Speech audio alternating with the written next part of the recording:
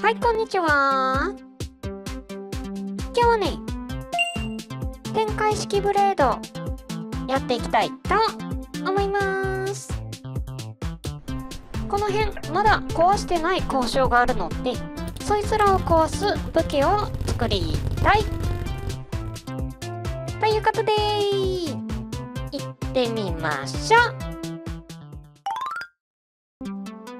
まず荷物は若干整頓してはいるんだけど、明らかにいらないもの以外は結構積んでます。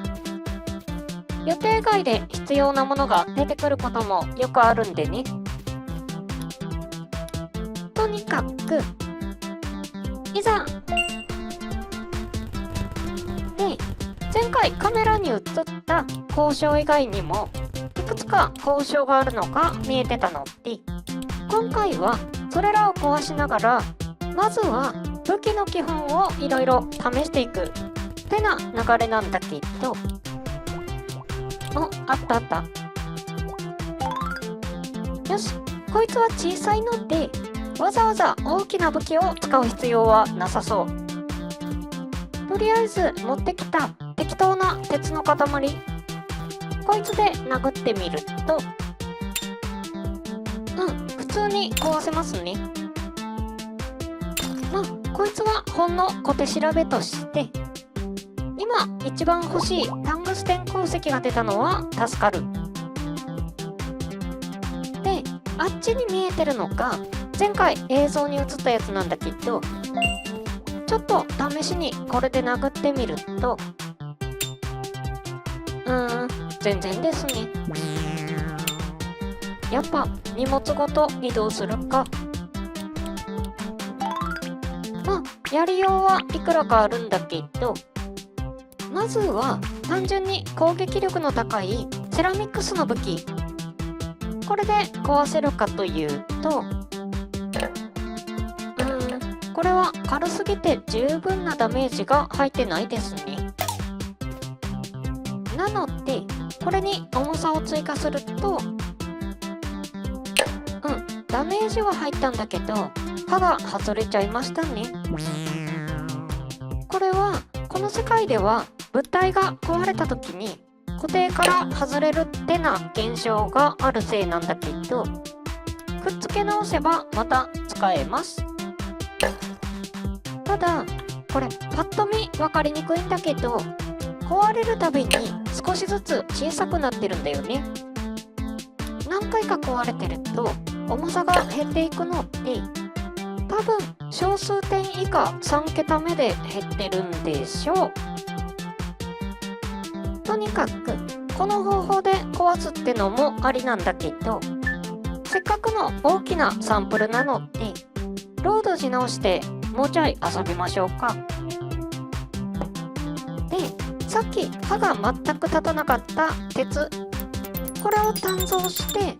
この鉄の刃で殴ってみると、ちょっとね、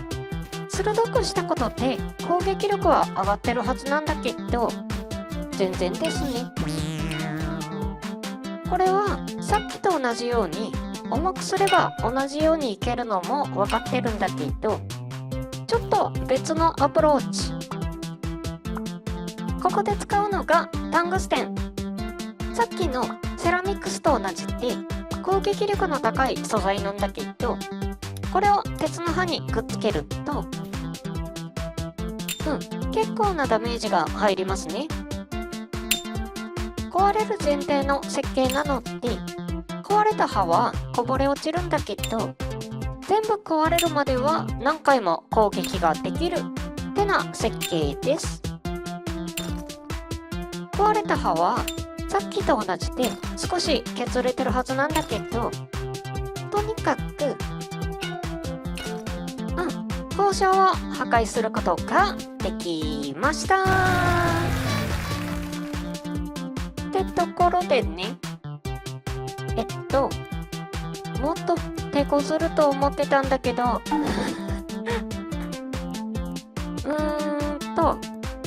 ひとまずね、実用レベルでは今みたいな感じの刃物があればあのくらいの交渉は壊せるってことで、とまずの結論としといて良さそうですが、今回はもっとかっこいい感じの武器を作る予定だったので、次の交渉を目指しましょう。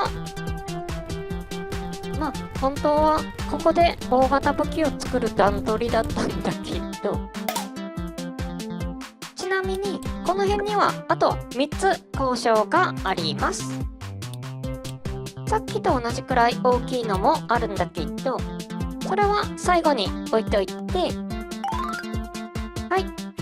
あの大きさだと簡単に壊せるのも分かってるんだけど、ここで材料とかを整えていきます。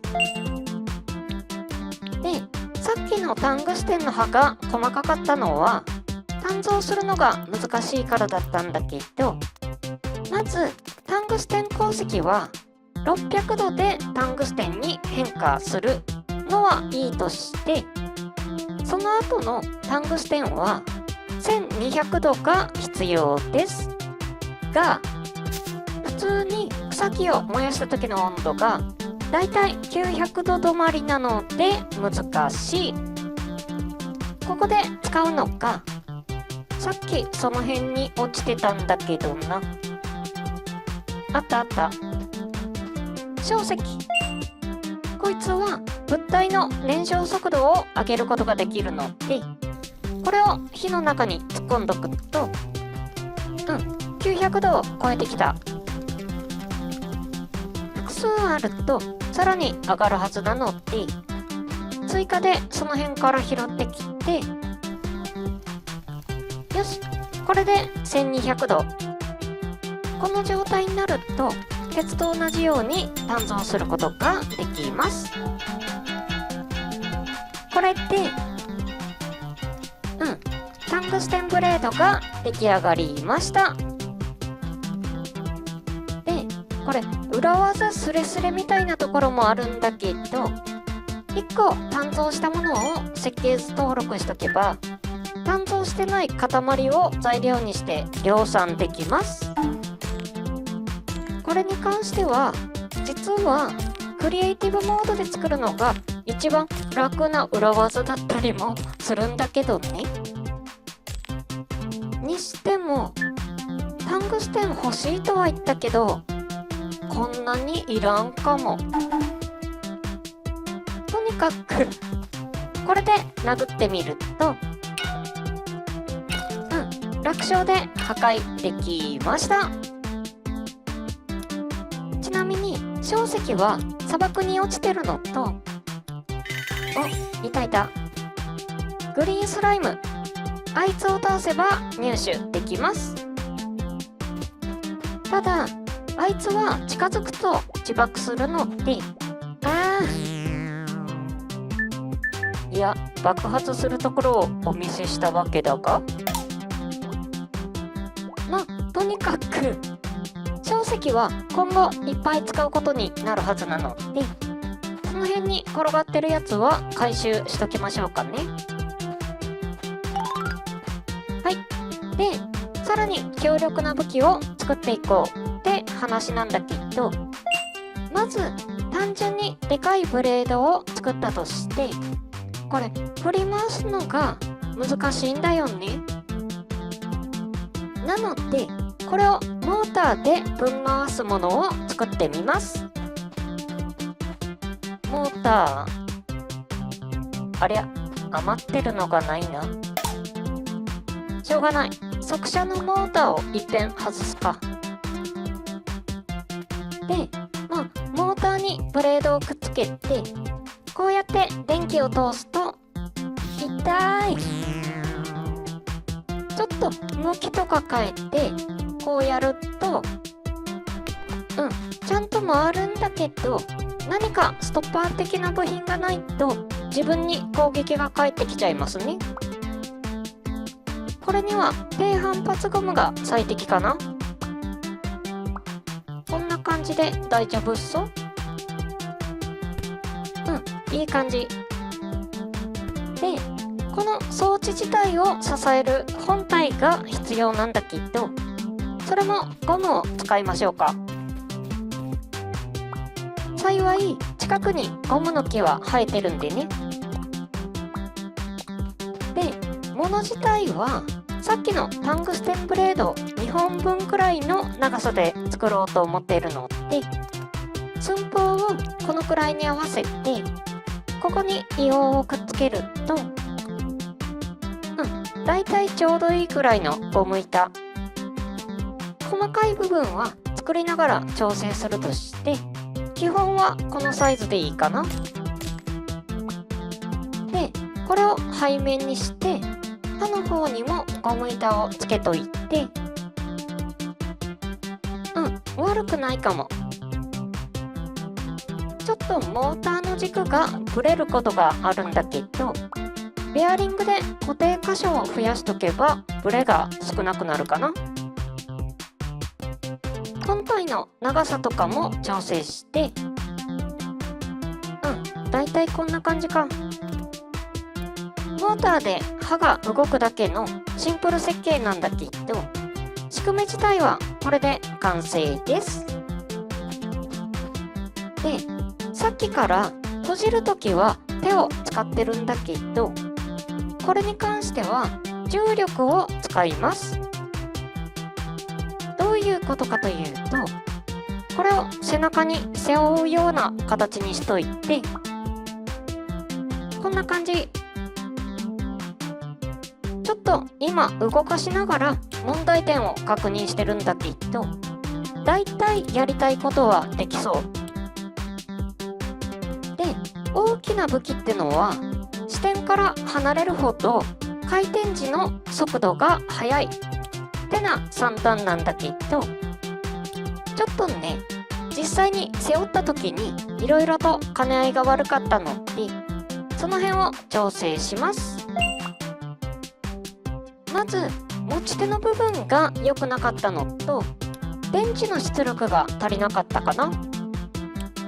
だからといってコンデンサに変えてみると、強すぎるか。ここは電池3つくらいでいいかな。で、今回の設計だと右脇を中心に本体を半回転させる設計なんだけど、回転の操作上スイッチは右手側に配置するとして、電池も右側に配置すると重心が上の方に行ってバランスが悪くなるので、電池は左側。ここで使うのがトランジスタ。右手のスイッチからはオンの信号だけを送るようにして、主電源は左側のバッテリーってな設計ですね。これでどうだ？この前と同じくベアリングホルスターで体に半固定してるんだけど、体をひねった弾みでホルスターの位置がずれたりするので、ちょっとコツがいりそう。とはいえだいたいこんなもんかな。変なところを接合しちゃったか。これ今回のに限らずなんだけど、物を握った時に意図しない部分が接合されちゃう現象があるので注意が必要ですね。スイッチの操作と接合が同じ操作なので、スイッチをうまく掴んでないと接合されちゃうんだけど、ここは注意するしかないか。とにかく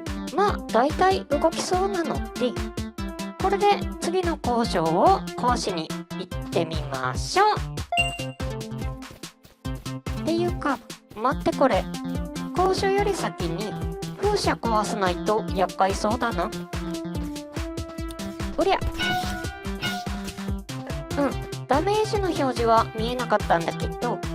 一撃で風車を破壊しましたね。交渉を壊すにもビーム砲が邪魔なので、先にこいつらを片付けとくとして、やっぱし的が小さいと狙いにくいですね。なんとか破壊はできたんだけど、とりあえずこの辺の戦利品は置いといて、最後の交渉を壊しに行きます。では、いざ。結構なダメージを与えたんだけど、歯が1本折れましたね。まあ、リーチが短くなるとはいえ、あとはこれでも壊せそうなんだけど、ちょっとね、かっこ悪いので、材料を取ってきて修理しましょうか。ちょっと、今、お前たちの相手はしたくないんだ。とにかく材料を拾ってきて、これで復元完了。引き続き殴ってみると、さっきみたいにうまく当たるとでかいとはいえ、うまく当てるのが難しいですね。まあ、この辺は完全に消化試合になってるんだけど、とにかく、よし、交渉を破壊することができました。ということで、展開式ブレードやってみたわけなんだけど、いかがだったでしょうか。これ本当は片手で使える大型武器を目指してたんだけど、実質両手で支えてないと操作が難しいかな。使い方としては限定的ではあるんだけど、角度を変えることで折りたたむっていう機構の実験台でもあったので、この辺は今後に活かしていこうと思います。で、今回も含めてここ最近で資材がいっぱい集まってるので、いっぺんこれを置いとくための場所が欲しいということで、次回はガレージハウスやっていきたいと思います。はい、じゃあ今日はこの辺でバイバーイ。